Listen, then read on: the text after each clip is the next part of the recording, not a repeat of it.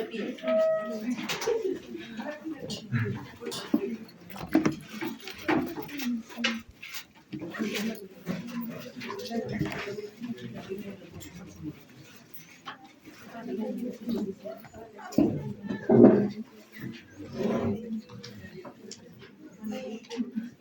estamos acá en neuropatías glomerulares. Las no proliferativas, como indicamos, asociadas más que todo a proteinurias puras, asociadas a síndromes nefróticos puros. Acá tenemos prácticamente la nefropatía de cambios mínimos, que habitualmente se presenta a temprana edad en los niños, y lo que se observa justamente son los glomérulos normales. Es de causa idiopática. Esta frecuencia pues también se puede observar en los adultos, pero la población infantil es la más importante. La etiología es desconocida. Algunos pacientes sufren atopía. Atopía son pacientes que tienen alergias a diferentes factores. Son niños que tienen alergia al polvo, alergia al ácaro, alergia a alimentos, hacen prurito, dermatitis atópica de niños, hacen síndrome del pañal, en el cual hacen dermatitis por el mismo pañal. Son ese tipo de población que puede estar, digamos, influenciada para poder generar cambios mínimos. Aquellos pacientes también se asocian en algunos casos con linfoma o sarampión. Y bueno, acá lo que hay que tomar en cuenta es que hasta una picadura de abeja o una vacuna puede exacerbar. Acuérdense que cuando hubo la vacuna del COVID, la vacuna del COVID dio glomerulopatías nuevas, ¿ya? Dentro del síndrome nefrótico. Igualmente la picadura en una abeja. ¿Por qué? Porque lo que se hace es se hiperestimula el sistema inmunológico. ¿Por qué? Cuando te pica el mosquito, prácticamente dentro de su saliva hay otros componentes antigénicos de otras personas, sangre que ha picado de otro lugar, del mismo mosquito, y eso hace que tu sistema inmunológico despierte. Y justamente ese despertar del sistema inmunológico puede estar disregulado, ¿eh? Y cuando se disregula genera estas glomerulopatías, ¿eh? La patogenia desconocida, aunque se ha implicado que los linfocitos T son la causa más importante, hay ausencia de depósitos de inmunoglobulinas. Es muy importante, no hay depósitos. Y la respuesta a esteroides es muy buena. Puede haber una disfunción reversible del podocito. Lo más característico es ver una albuminuria selectiva, ¿no es cierto? Una proteinuria selectiva asociada a albúminas.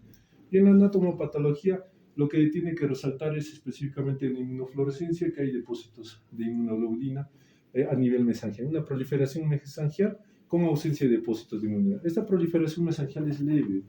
Normalmente cuando ya se hace microscopía electrónica recién se ve la fusión de esos pedicelos. Esa fusión de pedicelos puede estar enmarcado, por ejemplo, acá no está. Ya, acá por ejemplo. Ven, esto es una microscopía electrónica. Lo que están viendo internamente es una célula endotelial, ¿ya? La membrana basal, y lo que está afuera pues son los pedicelos de tercera o cuarta generación con nuestro podocito, que es la célula epitelial, ¿no es cierto? Conforme su estructura prácticamente está normal acá. ¿Por qué? Porque el slide diafragmático está libre, está funcionando. Pero ahora veamos esta estructura que nos presentan acá. Una estructura irregular, no se diferencian bien los pedicelos. Esa fusión de pedicelos es la que habitualmente nosotros observamos por microscopía electrónica. Entonces, cuando nosotros hablamos pues de cambios mínimos, nosotros podemos ver esta. Habitualmente este glomérulo se ve así normal. Esto es una microscopía óptica, ¿ok? Acá, por ejemplo, en algunos casos se observa depósitos leves mesangiales, pero son casos excepcionales, un 5%, ya que en su mayoría no debería existir. Acá es clásico el síndrome nefrótico, es puro, así como ustedes lo hemos aprendido, proteinuria, albuminuria, hipoaluminemia, ¿no es cierto? ¿Asociado a qué más? Lipiduria, hipercolesterolemia, hipertrigliceridemia, ¿no es cierto?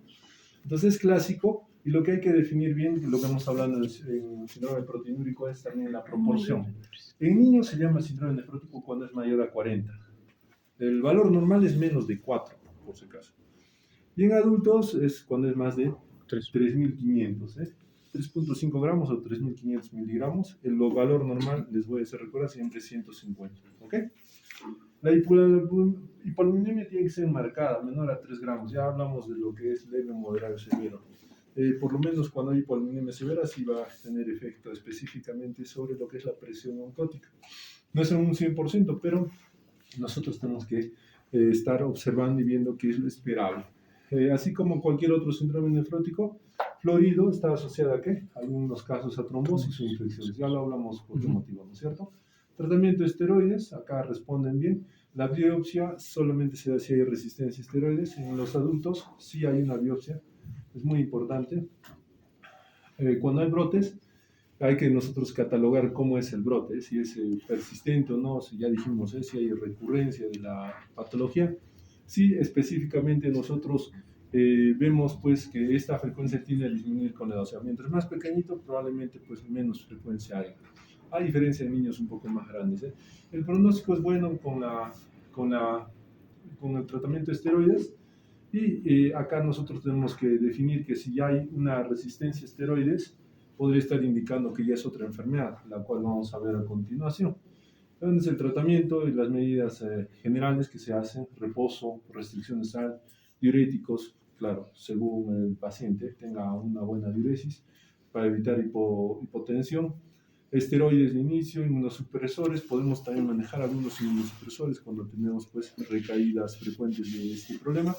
Y los objetivos son una inducción rápida en remisión, que quiere decir que normalmente se da corticosteroides y se espera que la patología pues ceda en un corto tiempo. Hay que prevenir las recaídas, para eso hay muchas técnicas. Nosotros, por ejemplo, para poder dar esteroides, normalmente damos a una alta dosis, manejamos de 60 miligramos por metro cuadrado de superficie corporal por unos 7 a 10 días y luego se baja a 40 miligramos por metro cuadrado de superficie corporal. Igual, cuando tenemos que disminuir nosotros lo que es la dosis de esteroide, porque se disminuye en el tiempo una vez que se haya alcanzado el objetivo en el paciente, específicamente no se puede hacer disminuciones muy rápidas porque nos genera recaídas. Tampoco nosotros podemos mantener mucho tiempo con dosis muy altas porque generamos síndrome de Cushing. Entonces, hay que evitar específicamente acá la iatrogenia, en el sentido de que los inmunosupresores, como les decía, son de doble filo. Pueden ayudar, pero a la vez dañar al paciente, ¿no es cierto? Hay niños que a veces se les maneja mal y generan pues Cushing, o se les maneja mal frente a infecciones, o simplemente no se observa esa respuesta al corticoide y pueda tener recaídas, y sin embargo puedes mantener corticoides a altas dosis. El corticoide tiene más de 25 efectos colaterales, de los cuales pues, ustedes tienen que saber los más importantes. Los más importantes es ¿qué? Retención hidrosalina, pese a que nosotros estamos observando el paciente que retención genera. ¿Qué más? Ay. Osteopenia, ¿por qué? Porque hay una liberación de calcio, ¿no es cierto?, a la sangre. ¿Por qué? Porque eso es lo que hace. ¿Qué más genera? Insomnio. ¿Qué más genera, chicos? Inmunosupresión, el efecto que nos importa. Y así hay muchos otros más, 25, o sea, es variable, hay muchos, muy complejo es el corticoide. Cuando ustedes van a empezar a manejar, van a tener hasta miedo de decir, ¿le daré esto, me generará algo malo? No, la idea es, la enfermedad que se diagnostica, pues ya tiene un plan de tratamiento. Igual cualquier patología que use corticoides, igual tiene un plan de tratamiento. Lo único que hay que hacer es aplicar el plan de tratamiento, y en cuanto ya se alcancen los objetivos, también saber cómo disminuir los corticoides. Y eso que ahorita actualmente los corticoides nos ayudan en una gama de enfermedades. Acuérdense que en el COVID, ¿cuál era la salvación? Los corticoides, ¿no es cierto? ¿Por qué? ¿Alguien me puede decir? Pasó el COVID. ¿Por qué los corticoides eran salvación?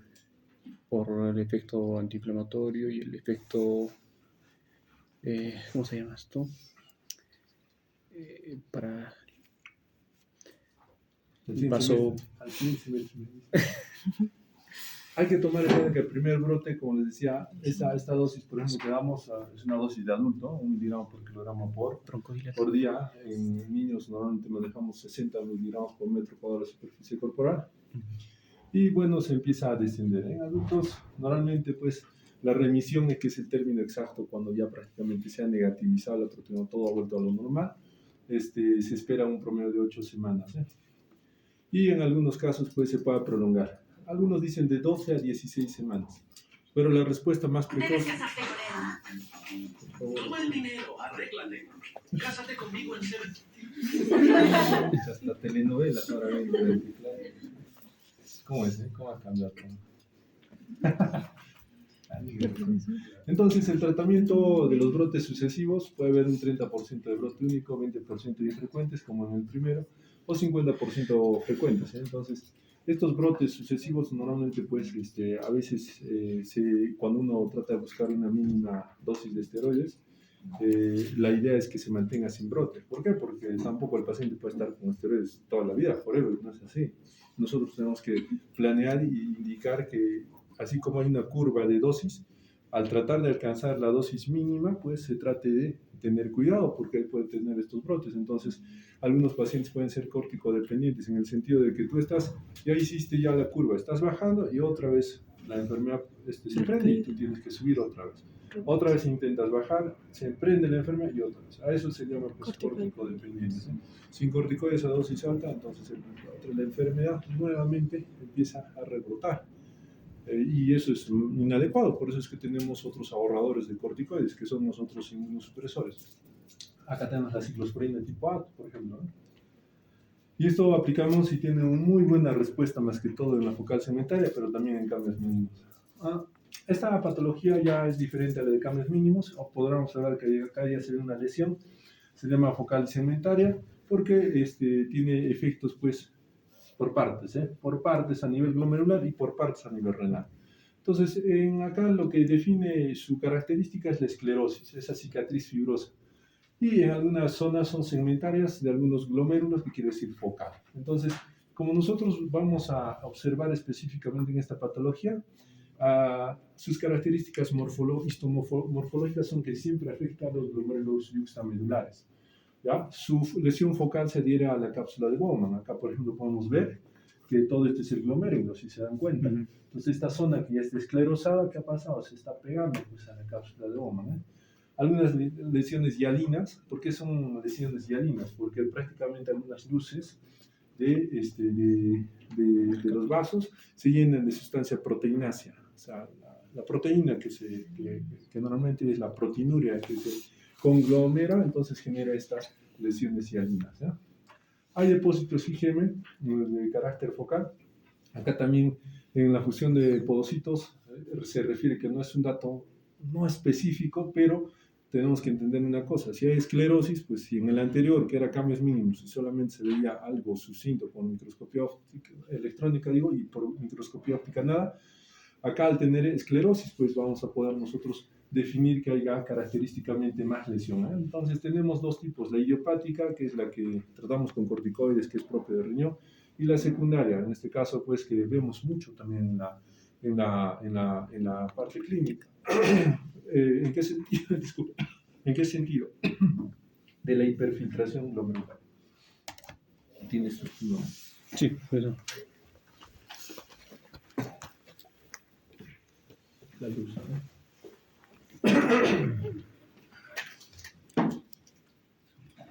Para eso tenemos que hablar, ya hablamos de reserva funcional renal, creo, ¿no es cierto?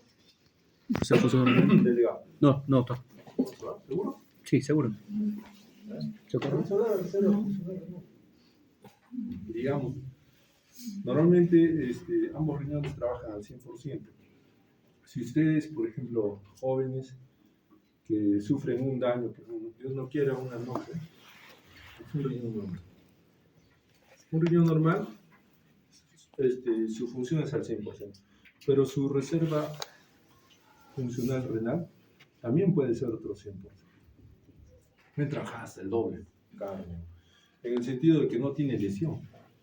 Y al no haber lesión, prácticamente, pues, nosotros estamos beneficiados de que bueno, no solo el riñón, ¿no? Por su caso el hígado, se dice que el hígado con 5% puede seguir funcionando. Entonces, casi todos los órganos tienen una reserva funcional bien compleja, ¿eh? Pero si nosotros ya tenemos per se un paciente que tiene, pues, tal vez 100% de función renal, pero es monorreno, si es monorreno, habitualmente, pues, ustedes dirán, su reserva funcional renal será igual que un paciente que tiene un riñón normal. Probablemente no. Acá su reserva funcional va a ser más baja. Va a ser más baja en el sentido de que, primeramente, es un riñón. ¿Ya? Está bien que ese riñón trabaja al 100%, pero está trabajando por dos. Y como está trabajando por dos, habitualmente la mayoría de riñones que trabajan o sobretrabajan, los diabéticos, cualquier patología que ustedes imaginen, acaba en esclerosis. Entonces, ¿qué significa el síndrome de hiperfiltración? Lo que se ha observado es de que se han hecho estudios en, en ratones y lo que se hizo específicamente fue esta. A ver cómo se llama.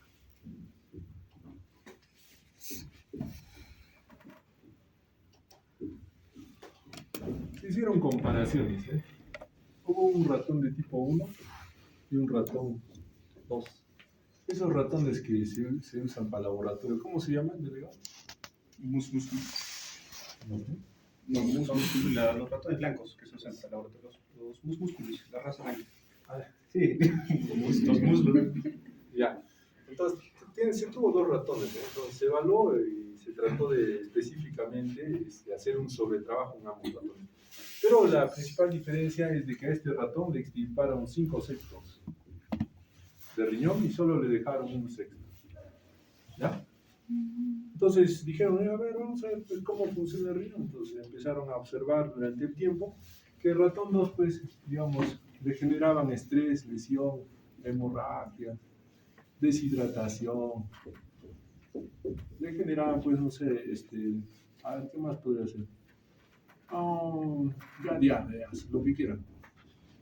¿Ya? Y este riñón, pues, respondía. Llegaban a hacer injuria renal aguda en extremos, pero respondía óptimamente a su recuperación. Este riñón ya también este sexto riñón del otro ratón se fue sometido a lo mismo, pero observaron en una primera instancia que respondía al 100%. Respondía al 100% y cuando respondía al 100% decía, muy bien, pero lastimosamente al momento de la recuperación de la función renal tenía una recuperación lenta. Y mientras pasaba más el tiempo, se observaba que este tenía una caída de la tasa de filtración glomerular más rápida. O sea, pasaba. Los ratones, ¿por qué se usan ratoncitos? Porque tienen una vida corta, entonces, entre comillas, asemejan pues la vida de un humano. Bueno, ¿cuánto tiempo vive? Digamos, en promedio usted será pues, 60 años, como en las épocas antiguas. El promedio real debería ser 80, ¿ya?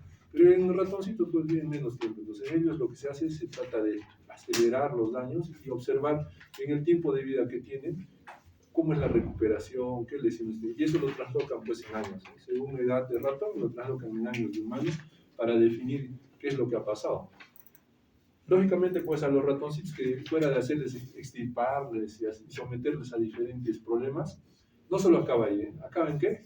¿En biopsia? Más que biopsia, muerte de ratón y pues análisis de todos los órganos, para ver cuáles son las repercusiones.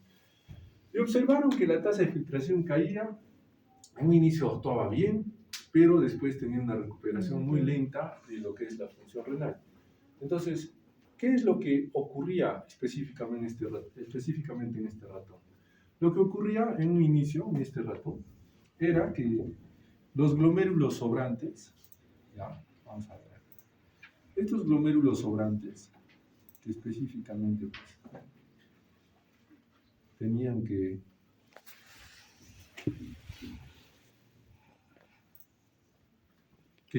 trabajar, lo primero que hacían era se hipertrofiaban. O sea, crecía el glomérulo. Era más grande.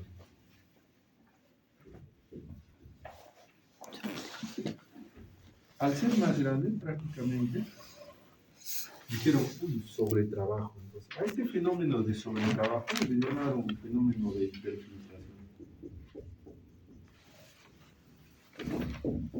Entonces, este fenómeno de hiperfiltración es bueno.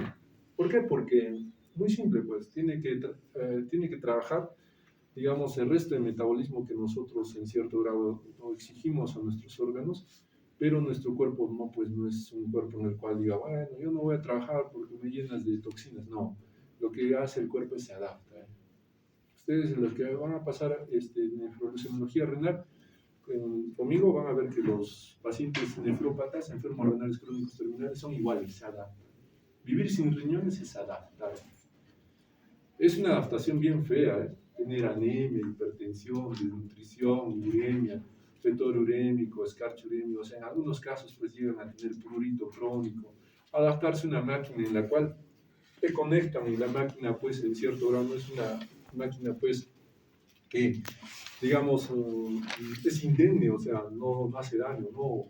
El que entre la sangre tenga contacto con las líneas arteriovenosas, con el filtro, con el agua que prácticamente genera una planta, todo eso genera noxa, daño. Entonces, este fenómeno de hiperfiltración dijeron, qué extraño, ¿eh? Mira, excelente. Es como que nosotros hiciéramos que nuestro glomérulo en años de vida se envejezca más rápido. Esa es la definición. O sea, sobretrabajan, se envejecen y el último fin, pues prácticamente era ¿qué?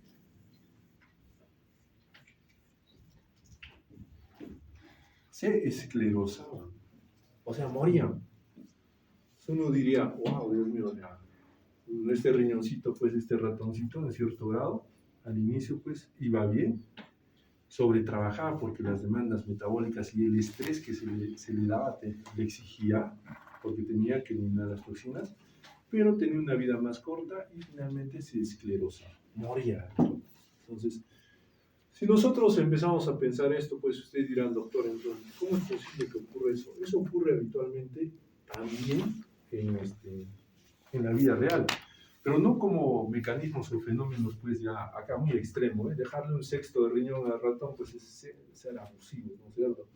Pero también se ve, hay una patología que se ha descrito hace más o menos unos 30 años específicamente, y se observaba pues que una persona que tenía característicamente pues un índice de masa corporal, ya, un índice de masa corporal, es correspondiente a los riñones que tiene, ¿no es cierto? Pero imaginemos pues que esta persona ya no es tan así, entonces tiene, digamos, mayor masa, ¿no es cierto?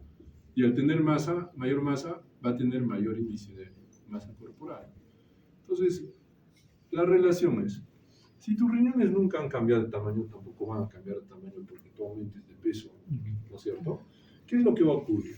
Acá la demanda metabólica pues va a ser mayor, su demanda metabólica va a ser mayor.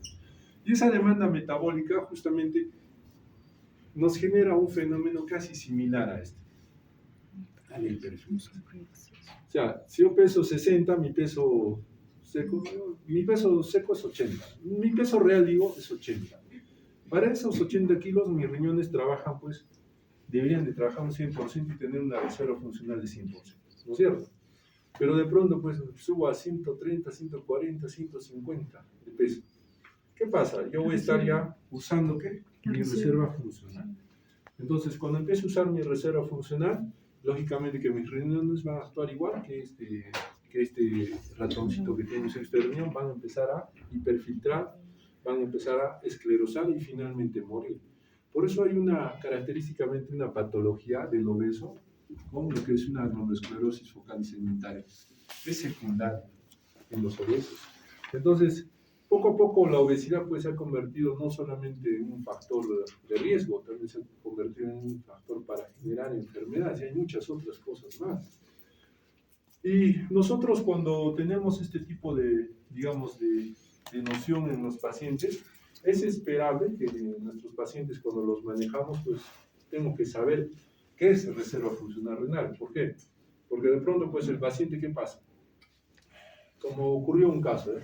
Una paciente tengo que en cierto grado, no sé la causa de su enfermedad renal, pero ya vino con una tasa de filtración de 40. Ya, 40, ya está más o menos una creatina de 1.8, 2.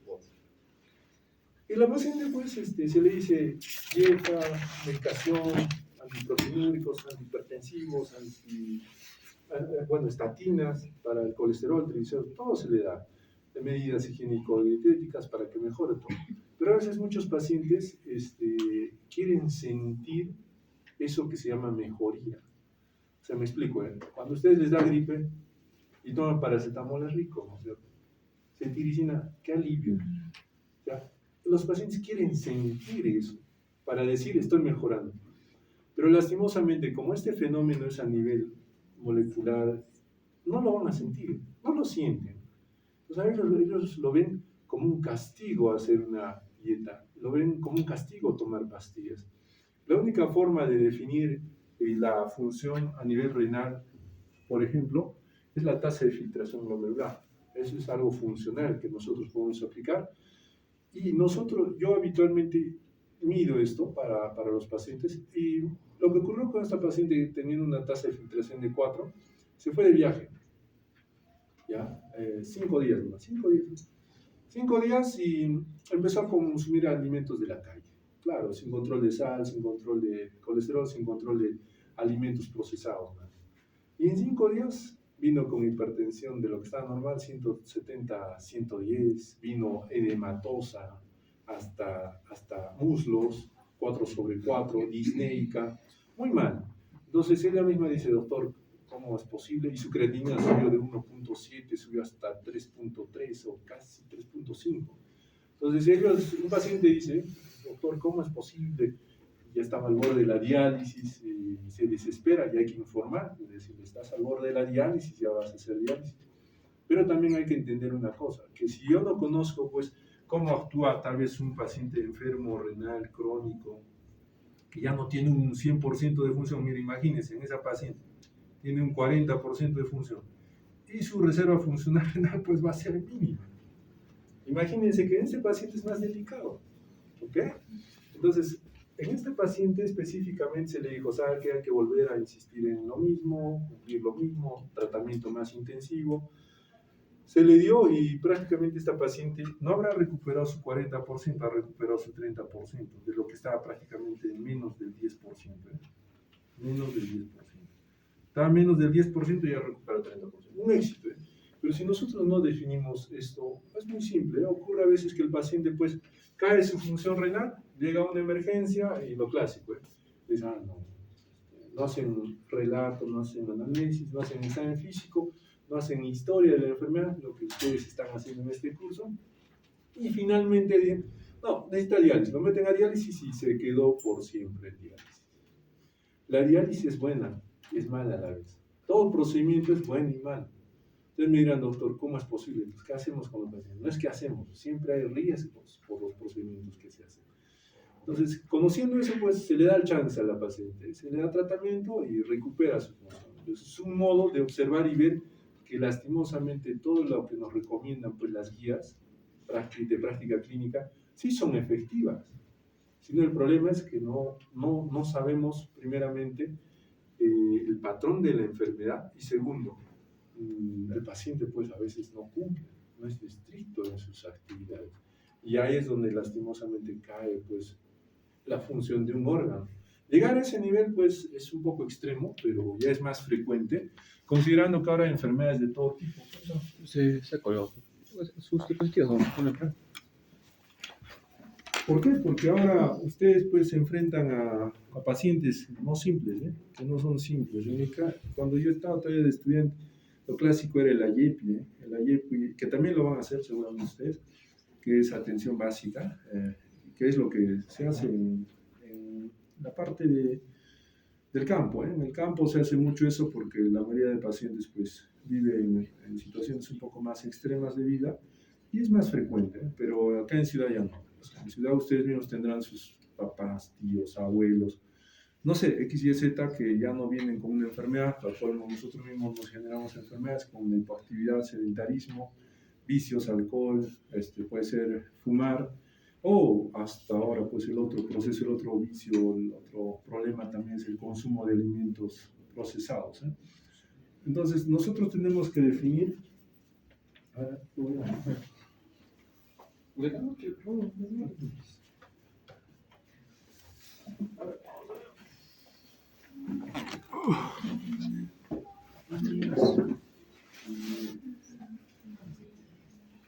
qué se pagará tanto esa máquina? Los otros salones no se pagan. Sí, raro. Voy a informar de La secretaria sí, diciendo que nos cambió de salón, pero igual siempre se paga. Entonces no está vacío también. De paz. Camarografía y camarógrafo.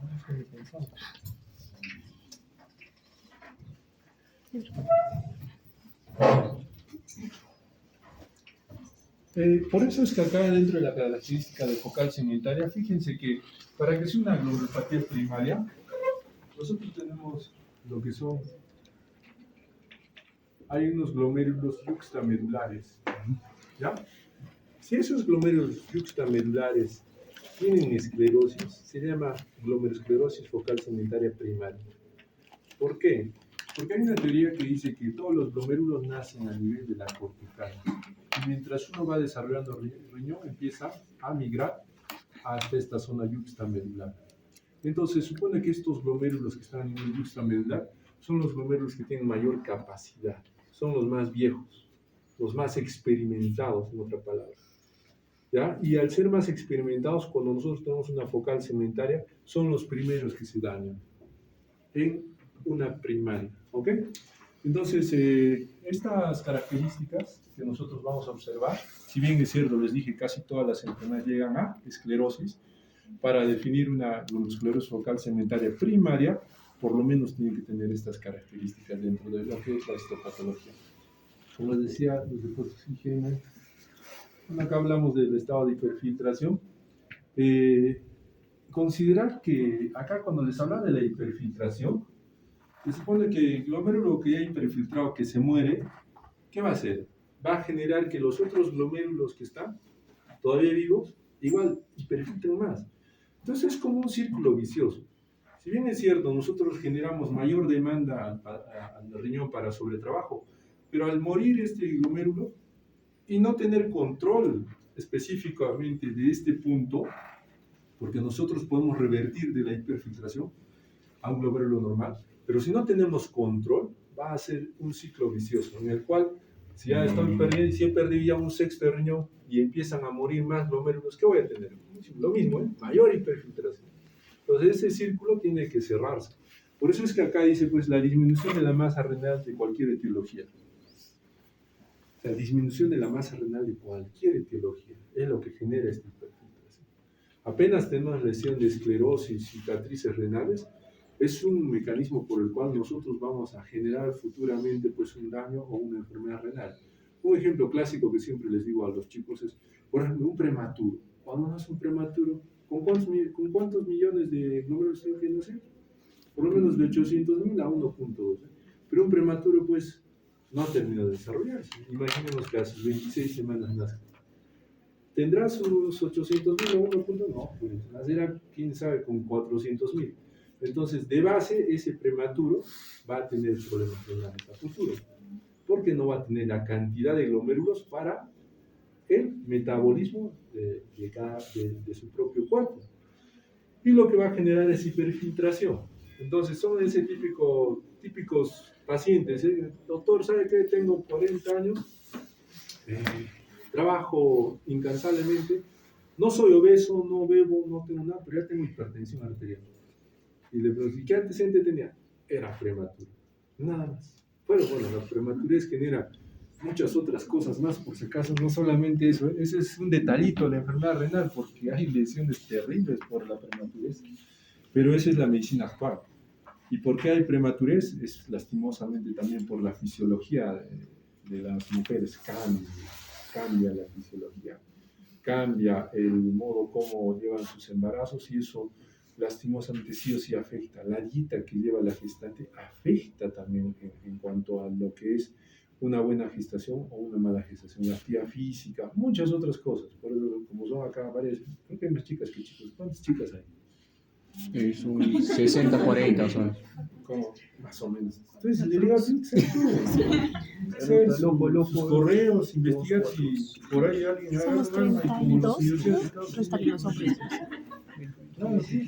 Wow, son 75% a 25. Ah, no decía 60-40. No, ahorita acabo de comprobar. 75 a 25, sí. O sea, ya son escasos. Psiquiatra, ¿cómo es? ¿No? Psiquiatra. No, iba a ser psiquiatra. Sí. No, yo les pido que hagan así. Por si acaso, los que todavía no han rotado conmigo tienen ahí su especialidad. Y tienen que aprender a ser responsables de lo que van a hacer. Si ustedes van a ser médicos, tienen que ser responsables de lo que van a hacer. Primero van a ver una persona y si no la ven bien, se va a morir. Y si a ustedes les gusta matar gente, en buena hora. Por eso le dicen el título antiguo, matasanos, dicen. Pero eso es un argot general. No es cierto eso. Pero nos podemos volver a convertir en eso si es que no estudiamos, no sabemos aplicar la medicina. Hablando de ese punto, En las secundarias, ahí si se dan cuenta de la obesidad está el VIH, parvovirus B19. Ya son enfermedades que ustedes pues, no van a ver probablemente si no hacen la especialidad, pero sí existe. En la experiencia sí se observa que esas cosas suceden. Paciente con VIH, el famoso NAI, nefropatía asociada a VIH, en el cual el virus específicamente afecta glomérulos, afecta células tubulares, lesionándolas y dañándolas. Como lesión y daño, pues glomérulo, lógico, pérdida de masa, pérdida de glomérulos, entonces hiperfiltración. Entonces acá ahí podrán observar que dentro de las focales segmentarias, pues, o en cierto grado, pues dentro de los síndromes nefróticos, hay característicamente ya síndrome nefrótico congénito, en el cual tiene que ver mucho lo que es la ultraestructura del desvío diafragmático y con deficiencias de algunas nefrinas, podocinas, algunas partes de este desvío, la alfa-actinina, por ejemplo, o moléculas de anclaje como la CB2AP, etc. Las primarias, pues las que hemos hablado, y las secundarias, un mundo. Hay malignas por toxicidad, por heroína, por hiperfiltración, relación de hiperfiltración por diferentes mecanismos, ¿no? Acá, bueno, acá es muy común la reducción importante de la masa renal funcionante. Por ejemplo, un solo riñón más nefrectomía parcial del otro. Acá nosotros podemos definir, pues, que todo paciente que es sometido a nefrectomía, sí o sí tiene que ir al nefrólogo. Todo paciente que dona su riñón, sí o sí tiene que verlo al nefrólogo. Todo paciente que tiene un riñón hipoplásico, nefrólogo, por más que su función renal esté normal, porque hemos visto cuál es el mecanismo que va a generar daño. Y lo peor, a veces hay jóvenes, monorreno, ¿cuánto? 110 kilos. A colmo, ¿qué? Fuma, bebe, no tiene un control sedentario, hipoactivo, hipertenso. Bueno, eso es característico que ese riñón no va a durar mucho. Y es que cada función de órgano es dependiente de cuánto nosotros generemos pues, ese abuso a nuestro organismo, ¿no? Siempre les digo, a partir de los 45 años baja la tasa de filtración 1% por año. Será lo mismo paciente de 45 años sin factores de riesgo, otro que tiene solo diabetes, otro que tiene diabetes, hipertensión, otro que tiene obesidad, diabetes, hipertensión, otro que tiene obesidad, diabetes, hipertensión y para colmo también tiene poliglobulia. ¿Será lo mismo el factor de riesgo? No, es diferente. En los que tienen más comorbilidad se acelera un poco más. La pérdida de la función renal ya no es pues 1%. Un diabético simplemente por ser diabético ya no controlado sube hasta 3 a 5% de pérdida de función renal por año. Es terrible la situación. Y eso no se siente, chicos, no se siente, para que me entiendan. El paciente no siente nada. Por eso, característicamente, los pacientes con patología renal son pacientes que tienen que hacerse lo que se llama nefroprotección y nefroprevención, según los riesgos que tengan, porque a la final siempre llegan a daños mayores, y más cuando no saben o no se informan característicamente de lo que tienen, ¿eh? Entonces, acá tenemos las focales secundarias, a la lista gigante que nosotros podemos ver, y hay algo que dentro de esta focal segmentaria todavía hablamos, lo que les estaba diciendo, los antiproteinúricos. Los antiproteinúricos en cierto grado no se aplica a todos, se aplica en ciertas patologías, la focal segmentaria es una de ellas, la respuesta es relativamente, a diferencia, por ejemplo, de una proteinuria por una vasculitis, en la cual no hay mucha respuesta. Acá ya no es solo fusión de podocitos, acá hay daño y pérdidas. El podocito vuela, se vuela al espacio urinario. O sea, donde está la cápsula de Bowman y se colecciona la orina, ese se llama espacio urinario. Ahí vuelan los podocitos, están dando vueltas porque se esfacelan, ¿no? Entonces, acá tenemos que ver que el tipo de muertes por apoptosis en las primarias, habitualmente pues tenemos que ver nosotros lo que es el factor de permeabilidad glomerular, porque podemos nosotros definir que ahí llega recurrencia en pacientes post-trasplante. Me explico, Ustedes dicen, doctor, ¿qué ha pasado? Paciente, doctor, ¿por qué otra vez estoy mal si ya me he trasplantado? ¿qué pasa? Se ha observado que los pacientes que, digamos, han perdido un órgano por una glomerulopatía primaria, es raro, ¿eh? Ha perdido sus riñones por glomerulopatía primaria. Entonces dices, bueno, qué pena, ya tuviste el glomérulo, por ejemplo, glomerulosclerosis focal segmental, muy bien.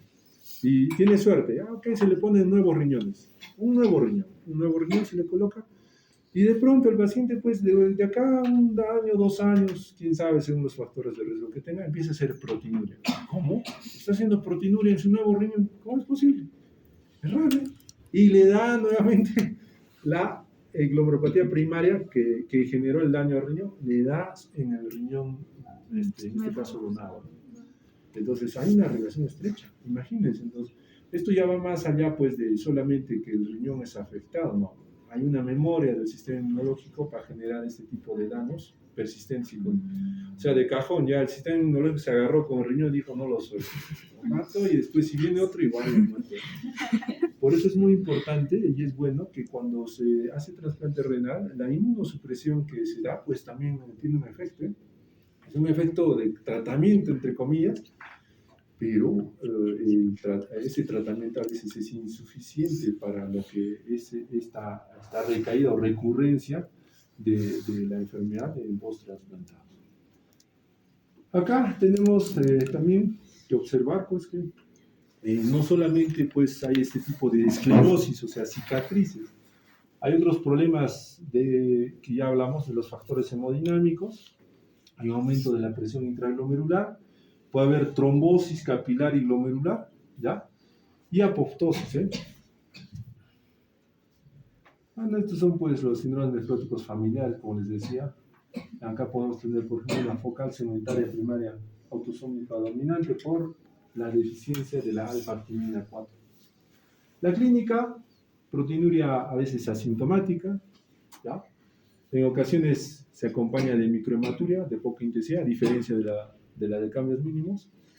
El síndrome nefrótico es muy importante que se presente acá con proteinuria de rango nefrótico. Normalmente cuando tienes un síndrome nefrótico y no llega a rango nefrótico, puedes estar perfilándote frente a un secundario. Cuando hablamos de proteinuria, yo sé que en su cabecita solo queda 3.5, créanme, es lo único que les va a quedar. Cuando van a estar en el examen reciental, 3.5, y les van a poner en el examen 3.5, ya se borra el resto, ¿eh? No es broma, en el examen igual pongo rango normal de proteínas, 3.5. Normal. ¿Ya? Pero lo que hay que nosotros definir es que la proteinuria actualmente es un buen marcador, pero es variable. O sea, tantas patologías hay de estas glomerulopatías que la proteinuria resulta ser muy beneficiosa para definir, tal vez de un inicio, para definir si hay un síndrome nefrótico puro o impuro, o un nefrótico nefrítico, como se habla antiguamente. Pero lo más importante es que se ha vuelto un marcador en las glomerulopatías primarias y en las secundarias. Pero en una secundaria, la diabetes mellitus, ¿eh? Tengo albuminuria de 600, ya es una albuminuria severa. Doy tratamiento y veo que la albuminuria empieza a reducirse.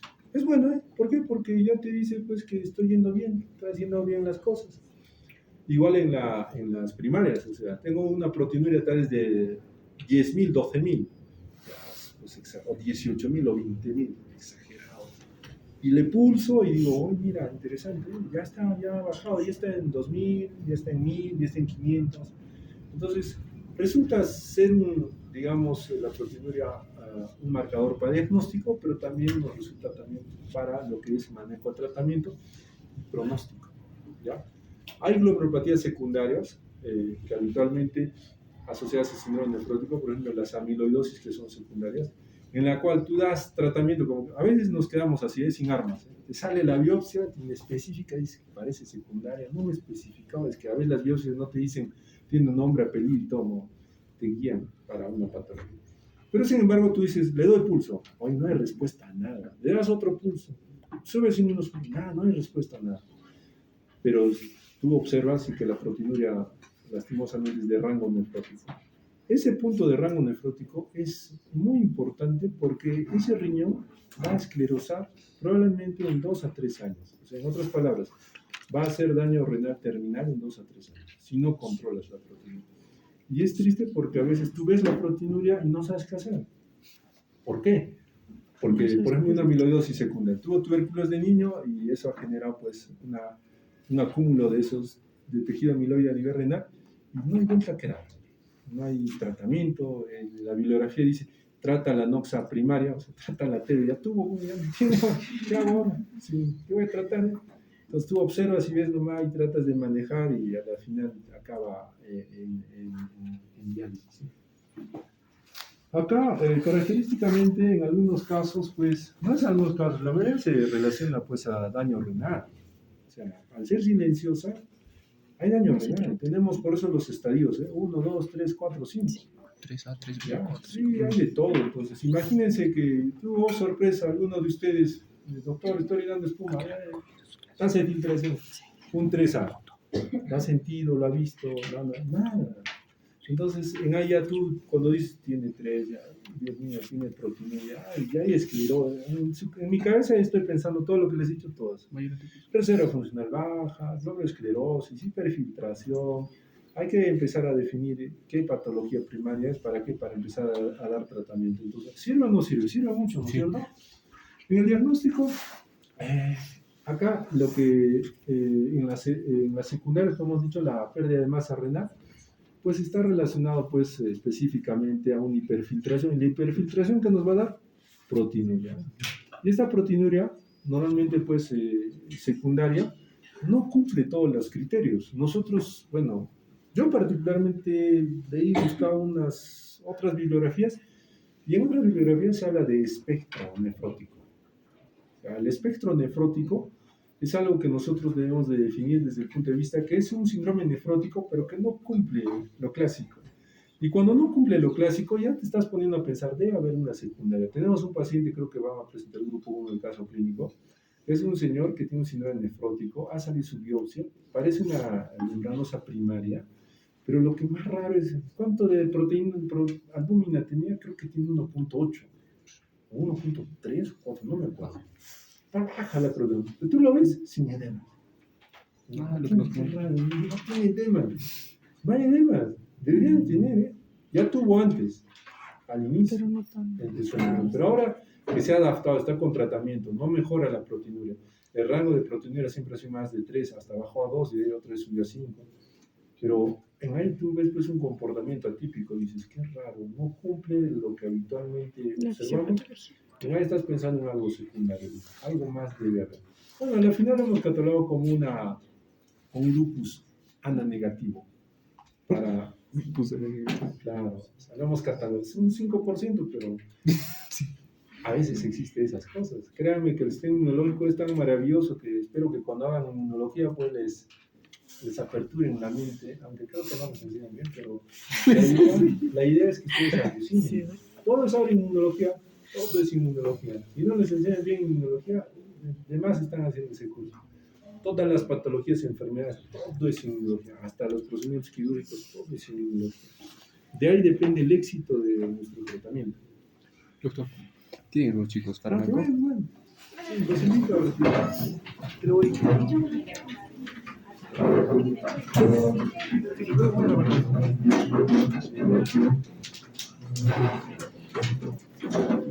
Muy bien.